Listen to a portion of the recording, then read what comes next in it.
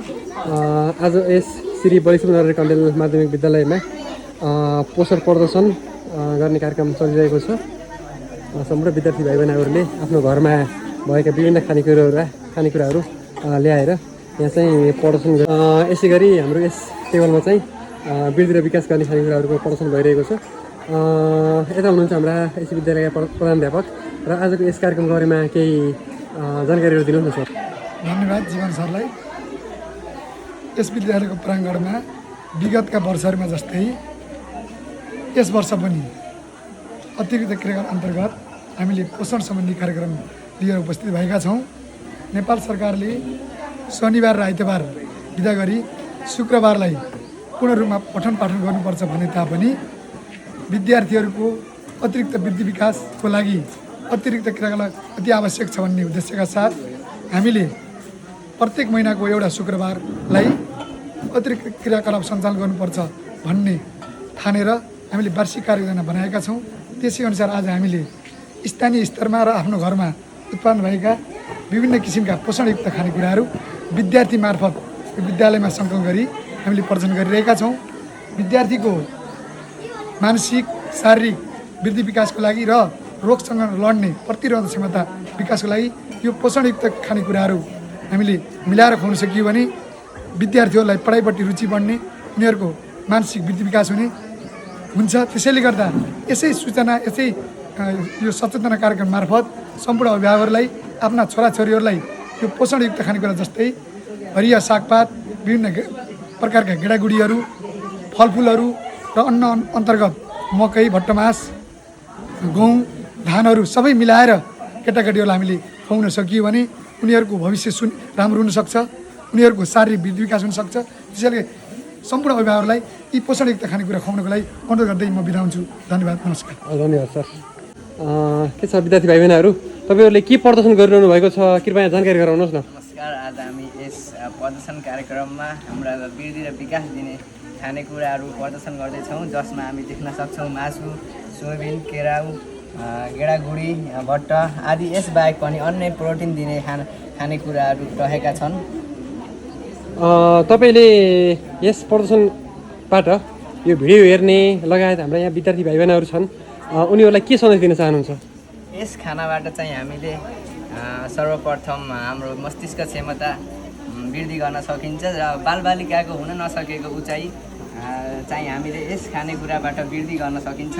यसबाट हामीले निद्रा भरपुर मात्रामा लिन सकिन्छ, जसबाट थकाइ महसुस कम हुन्छ र जसको यस हाम्रो विद्यार्थी जीवनमा आवश्यक पर्ने शिक्षालाई निकै नै फाइदा गर्दछ। तपाईँले भनेअनुसार हामीले यी खानेकुराहरूलाई हामीले दैनिक रूपमा सेवन गर्नाले हाम्रो शरीरको वृद्धि र विकास हुने कुरामा हजुर विश्वस्त हुनुहुन्छ। एकदमै धन्यवाद। र यसै गरी यता रहेको छ सुरक्षा तथा रक्षा गर्ने खानेकुराहरूको प्रदर्शन चलिरहेको छ। के तपाईँले यी खानेकुराहरूको बारेमा केही भनिदिन सक्नुहुन्छ?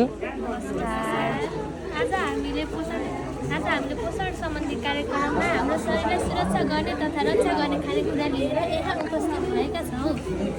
त्यसै गरी हामीलाई यस खानेकुराहरूले होमोग्लोबिनको बढाउने कार्य गर्छ। त्यसै गरी हामीलाई त्यो सिस्नोले हामीलाई आइरनहरू प्रदान गर्छ र हामीले दैनिक खानेकुराहरूमा पनि हामीहरूले सागपात, सिस्नो, हरियो पहेँला फलफुलहरू समावेश गर्नुपर्छ। हामीले जति भात खान्छौँ त्यत्रो आदि हामीहरूले सागहरू खायौँ भने हामी स्वस्थ हुन सक्छौँ। तपाईँहरूले प्रदर्शन गर्नुभएका यी सामानहरू खानेकुराहरू भनौँ भन्दाखेरि होइन, यी खानेकुराहरूले चाहिँ हाम्रो शरीरमा कस्तो खालको प्रभाव पार्छ? रोग विरुद्ध लड्ने क्षमताहरू उत्पन्न गरिदिन्छ, हेमोग्लोबिनको उत्पादन गरिदिन्छ, भिटामिन दिन्छ, विशेष गरेर सुरक्षा तथा रक्षा गर्छ भन्नु पऱ्यो होइन। ओके, धन्यवाद। र यसै गरी हाम्रो यता अर्को प्रदर्शन छ शक्ति प्रदान गर्ने खानेकुराहरूको। प्यारा विद्यार्थी भाइ बहिनीहरू कृपया यहाँ तपाईँले यस प्रदर्शनको बारेमा केही जानकारी गराउनुहोस् न। आज हाम्रो श्री बलिसुन्दर कण्डेल माध्यमिक विद्यालयमा हुन गइरहेको पोषण कार्यक्रम अन्तर्गत हामीहरूले शक्ति दिने खानाबारे केही कुराहरू हजुरहरूलाई बताउँदैछौँ। शक्ति दिने खाना अन्तर्गत विविध कुराहरू पर्दछन्, जस्तै फापर, धान, चामल, जौँ, गहुँ, आटो, चिउरा, गहुँ, कोदो, मकै अनि तरुल पेडालु आलु घिउ तेल पर्दछन्। मैले यहाँ देख्न सक्छु होइन, तपाईँले यहाँ तेल र घिउ राख्नुभएको छ, यसको कारण के होला? हामीहरूले यिनी कार्बोहाइड्रेट्स युक्त खानेकुराहरू नभएको खण्डमा हामीहरूले चिल्लो पदार्थ पनि खान सकिन्छ र चिल्लो पदार्थबाट शक्ति प्रदान गर्न सकिन्छ। त्यसैले ओके, धन्यवाद, धेरै धेरै धन्यवाद प्यारो विद्यार्थीलाई। सुरेश सर, कृपया तपाईँले आजको यस कार्यक्रमको बारेमा केही जानकारी गराइदिनुहोस् न। हामीले यो विद्यालयमा आज विद्यार्थीहरूलाई पोषण सम्बन्धी विभिन्न किसिमका चाहिँ खानेकुराहरू प्रदर्शन गरेर विद्यार्थीहरूलाई यसको बारेमा प्रत्यक्ष राखेर चाहिँ हामी देखाउन गइरहेका छौँ। कुन कुन खानेकुराहरूबाट के पाइन्छ, खान त विद्यार्थीहरूले दैनिक चाहिँ विभिन्न खानेकुराहरू खानुहुन्छ, तथापि हामीले खाने खानामा कुन खाना खाँदाखेरि हाम्रो शरीरलाई फाइदा हुन्छ। पोषण भनेको शरीरलाई वृद्धि र विकास गर्ने, शरीरलाई शक्ति प्रदान गर्ने र शरीरलाई चाहिँ सुरक्षा प्रदान गर्ने खानेकुराहरू हुन्। र हामीले यहाँ विद्यालयमा प्रत्यक्ष रूपमा विद्यार्थी भाइ बहिनीहरूबाट घर घरबाट चाहिँ विभिन्न खानेकुराहरू ल्याएर यहाँ हामी सहरहरूमा पनि विभाजित भएर विभिन्न समूहमा विभाजन भएर खानेकुराहरूलाई वर्गीकरण गरेर हामीले यहाँ प्रत्यक्ष देखाएका छौँ।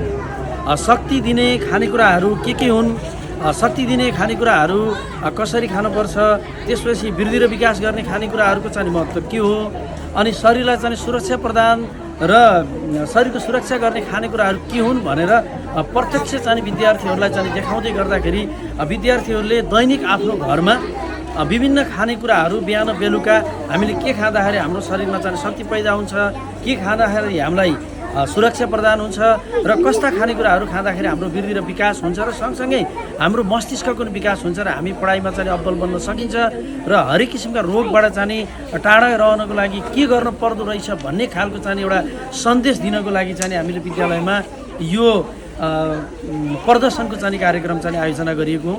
र सर, यसै गरी यो भिडियो हेरिरहनुभएका दर्शकहरू अनि हाम्रो अभिभावकहरू र प्यारा प्यारा विद्यार्थी भाइ बहिनीहरूलाई संक्षिप्तमा के सन्देश दिन चाहनुहुन्छ सर? पोषण हाम्रो जीवनको चाहिँ महत्त्वपूर्ण अङ्ग हो। यो पोषणको अभावमा हामीलाई हरेक किसिमका चाहिँ रोगहरू लाग्छन्। अहिले वर्तमान समयमा हामीले देखिरहेका छौँ कि विभिन्न खालका चाहिँ सर्ने भन्दा नसर्ने रोगहरूको चाहिँ प्रकोप बढिरहेको छ।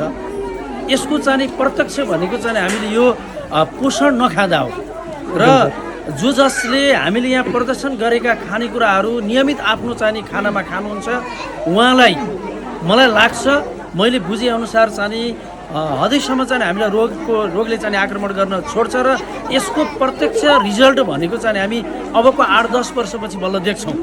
त्यसैले म सम्पूर्ण जसले चाहिँ भिडियोहरू देखिरहनु भएको छ, दैनिक रूपमा जति हामीले शक्ति दिने खानेकुराहरू खान्छौँ भने त्यसको आधा चाहिँ हामीले सुरक्षा प्रदान गर्ने र वृद्धि र विकास गर्ने खानेकुराहरू समावेश गरेर खाऊँ र हामी रोगबाट बचौँ र बच्न सक्छौँ भन्ने चाहिँ सन्देश यो प्रदर्शनले दिन्छ जस्तो लाग्छ मलाई। धेरै धेरै धन्यवाद सर।